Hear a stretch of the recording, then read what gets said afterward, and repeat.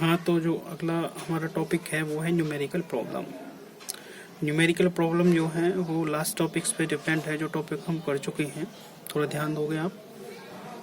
First जो numerical है वो लेकर चल रही हैं tungsten crystallize BCC arrangement. Tungsten का एक क्रिस्टल है और उसमें अरेंजमेंट कैसी है, BCC मतलब बॉडी सेंटर्ड क्यूबिक टाइप की।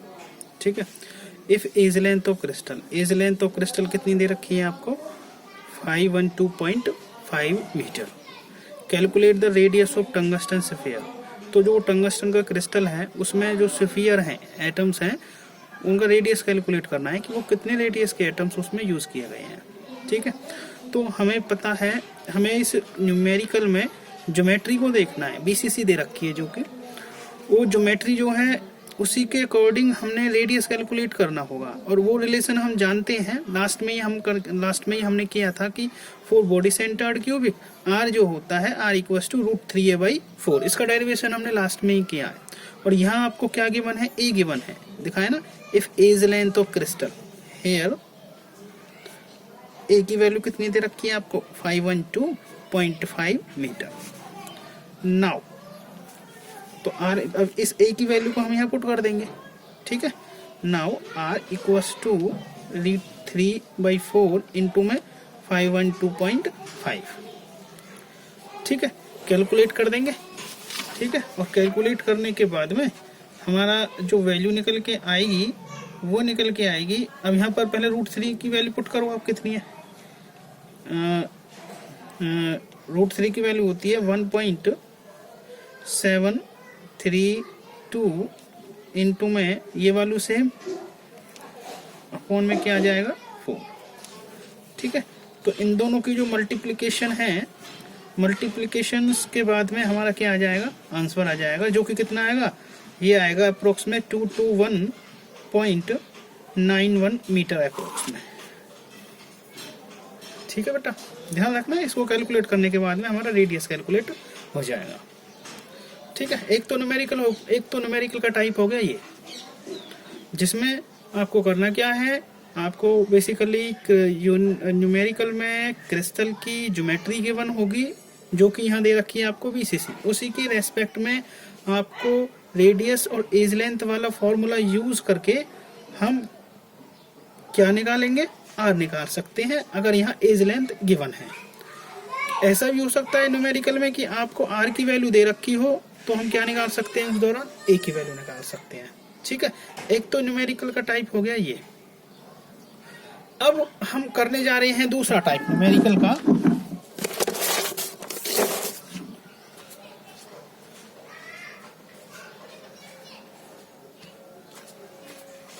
देखो न्यूमेरिकल का जो सेकंड टाइप है, इसका जो आंसर आएगा वो आएगा यहाँ लगभग 2 to 1.91 मीटर के आसपास में आएगा।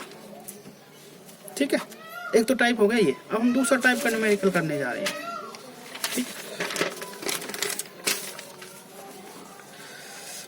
जैसे न्यूमेरिकल हो गया सेकंड। इसमें देखिए एन कंपाउंड इज फॉर्म्ड, एक कंपाउंड है वो फॉर्म किया जा रहा है bye elements P and Q। एक कंपाउंड है वो फॉर्म हुआ है टू एलिमेंट से P एंड Q। ठीक है। इससे आगे देखो, if element P occupied corners. अब P की बता रहा है कि P का क्या ऑक्यूपाई कर रहा है, corners of the cubic and Q occupied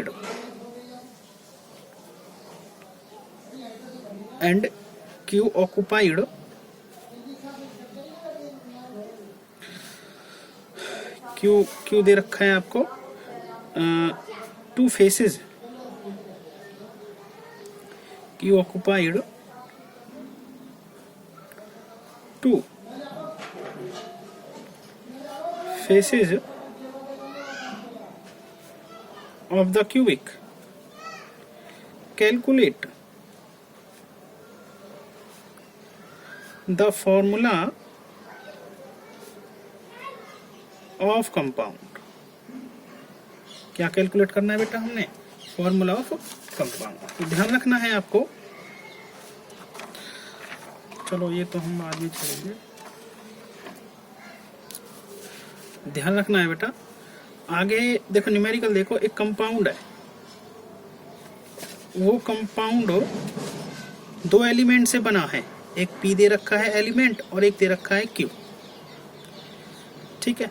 if element P occupied corner of the cubic, बता रखा है कि यहाँ जो क्रिस्टल है वो कैसा दे रखा है आपको? क्यूबिक है, क्यूबिकल टाइप का है। और उस क्रिस्टल में P एटम्स जो हैं P, उनकी अरेंजमेंट कैसी दे रखी है? If element P occupied corner of the cubic. ठीक है, P की बात कर रहा हूं मैं। P पर जो P एलिमेंट है उसमें एटम्स की अरेंजमेंट कहाँ दे रखी है? केवल कॉर्नर पे। और वो क्रिस्टल है वो कैसा है? क्यूबिक है। क्यूबिकल तो बता ही रखा है इसमें। तो देखो कॉर्नर पे अगर बात करें, P का क्या दे रखा है बेटा? कॉर्नर दे रखा है आपको। ठीक है। और P कॉर्नर का मतलब वो किसका कॉर्नर? क्यूबिक का। तो हमने क्यूबिक में बताया था कि हर एक कॉर्नर वाले एटम की जो अरेंजमेंट है, हर एक सिंगल एटम की अरेंजमेंट जो ऑक्यूपाइजेशन है या वो जो सिंगल एटम है वो उस क्रिस्टल का 1/8 पार्ट ऑक्यूपाइड करता है। उस क्यूबिक का 1/8 पार्ट ऑक्यूपाइड करता है। ठीक है। तो क्यूबिक का कॉर्नर दे रखा है, P ऑक्यूपाइड कर रहे हैं, तो कॉर्नर वाले एटम की वैल्यू 1/8। और टोटल उस क्यूबिक में कितने कॉर्नर होते हैं? 8। ऐसा ही तो है बेटा। P का काम तो हो गया खत्म। वैसे ही अब Q पे आओ। ठीक, corners of the cubic and Q occupied 2 faces of the cubic. अब जो Q है वो क्या ऑक्युपाइड कर रहा है? फेसेस, मतलब फेस सेंटर्ड एटम की बात कर रहा है। और वहां फेस सेंटर्ड एटम की वैल्यू कितनी होती है? वैसे हम जानते हैं 1/2। और वो कितने कितने फेस सेंटर्ड एटम को लेके चल रहा है? Q occupied 2 faces of the cubic. 2 faces ले रहा है केवल, और 2 फेसेस और एक फेस सेंटर्ड वाले एटम की वैल्यू तो 1/2। और टोटल फेस कितने ले रहा है यहाँ पर? 2। यहाँ दे रखे हैं फेस। वैसा तो क्यूबिक में फेस 6 होते हैं, बट इस न्यूमेरिकल में फेस कितने ले रखे हैं आपके? 2। तो यहाँ मल्टीप्लाई हमें 2 से करना पड़ेगा 6 की बजाय। ठीक है ना। तो यहाँ हम क्या ले रहे हैं? 2 यहाँ लिख देंगे। ये तो हमारे 2 फेसेस, तो 2 फेसेस के लिए क्या ले लिया? मल्टीपल में 2। तो ये हो जाएगा ये तो 1 आ गया P की वैल्यू, और Q की वैल्यू कितनी आ गई बेटा? ये भी कितनी आ गई? 1 आ गई। इसका मतलब P की वैल्यू 1, Q की वैल्यू 1, और क्या लिख सकते हैं? फॉर्म और P Q। क्या लिख सकते हैं बेटा? P Q। बात क्लियर है ना? हेंस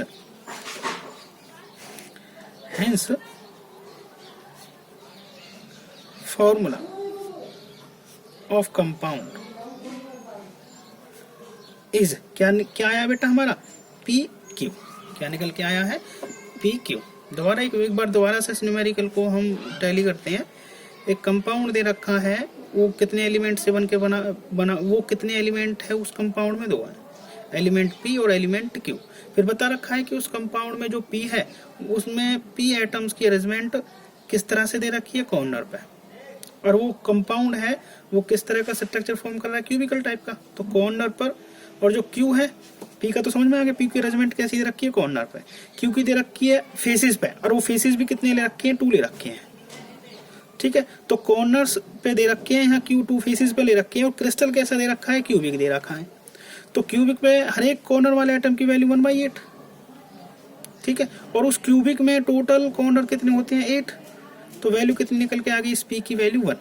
वैसे Q की बात करें, Q में फेस सेंटर्ड एटम दे रखा है कि Q एटम कैसा क्रिस्टल किस तरह से ऑक्युपाई कर रहे हैं? फेस सेंटर्ड के थ्रू। मीन्स हर एक फेस सेंटर्ड एटम की वैल्यू हम जानते हैं वो कितनी होती है? 1/2। और इसमें दे रखा है डायरेक्टली कि इसमें फेस कितने दे रखे हैं? 2। Q occupy 2 faces. 2 फेसेस मतलब एक फेस सेंटर्ड एटम की वैल्यू 1/2 और मल्टीप्लाई बाई 2 करेंगे हम। इसका मतलब ये वैल्यू भी निकल के कितनी आएगी? 1। तो P की वैल्यू 1, Q की वैल्यू 1 मीन्स P1 Q1, और 1 को डिनोट ना भी करें तो P को लिख सकते हैं। हेंस फॉर्मूला ऑफ कंपाउंड क्या निकल के आ गया, PQ निकल गया। तो नेक्स्ट टॉपिक जो है हम नेक्स्ट वीडियो में डिस्कस करेंगे। आज के लिए ये न्यूमेरिकल प्रॉब्लम का काम भी खत्म हुआ, ठीक है। अब हमारा जो न्यूमेरिकल है वो इन्हीं 2 टॉपिक्स पर रिलेटेड है। लास्ट टॉपिक्स जो हमने कर लिए हैं बेसिकली इसी तरह के न्यूमेरिकल आपको सॉल्व करनी है अपने एनसीईआरटी एक्सरसाइज से, ठीक है। अगर कोई न्यूमेरिकल समझना हो तो डायरेक्टली मैसेज करके हमसे पूछ सकते हो, ठीक है। ओके।